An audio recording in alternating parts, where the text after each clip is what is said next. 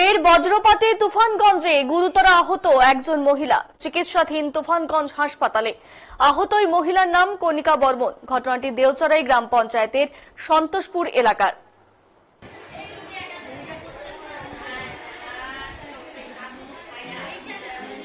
জানা গেছে, মঙ্গলবার সকাল থেকেই প্রবল ঝড় বৃষ্টি শুরু হয় তুফানগঞ্জে, সেই সাথে বজ্রপাত।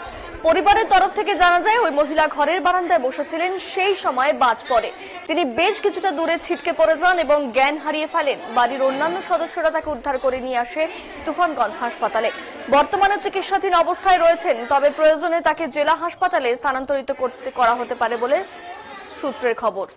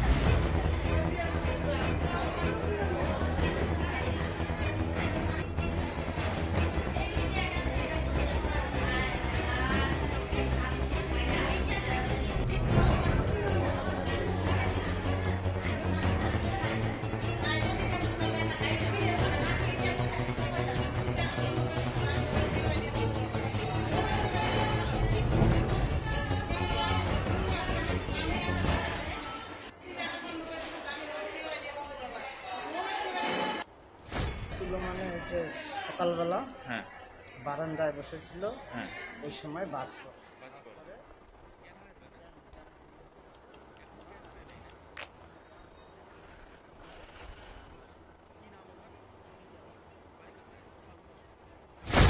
মানে যে সকালবেলা বারান্দায় বসেছিল, ওই সময় বাস পড়ে জ্ঞান হারিয়ে ফেলেছে।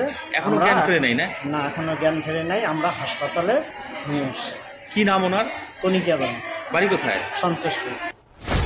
মানে যে সকালবেলা বারান্দায় বসেছিল, ওই সময় বাস পড়ে জ্ঞান হারিয়ে ফেলেছে।